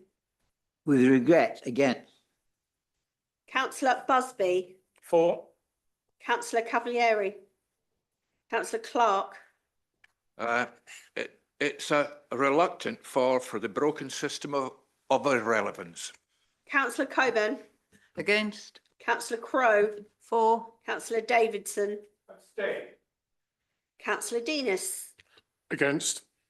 Councillor Deuce. For. Councillor Waker. Abstain. Councillor Fairclough. For. Councillor Follows. For. Councillor Gale. Abstain. Councillor Goodridge. Against. Councillor Hess, not here. Councillor Higgins. Abstain. Councillor Hosseini. Against. Councillor Hyman. Against. Councillor Keane. For. Councillor Keel, not here. Councillor Lawton. Councillor Long. For. Councillor MacLeod. For. Councillor Martin. Against. Councillor Merriweather. Councillor Mirrlees. For. Councillor Morrison. For. Councillor Monroe. Abstain. Councillor Murray. Against. Councillor Nicholson. Councillor Kenreid. For. Councillor Ruth Reid. For. Councillor Connor Aline. Not here. Councillor Paul Rivers. For. Councillor Penny Rivers. For. Councillor Rabini. For. Councillor Spence. For. Councillor Staunton. Councillor Steiger. Councillor Sullivan. Against. Councillor Townsend, Liz Townsend. For. Councillor Philip Townsend. Councillor John Ward. 4. Councillor Weldon. Councillor White. Councillor Wicks is not here, and Councillor Williams. 4. Please bear with me while I add these up.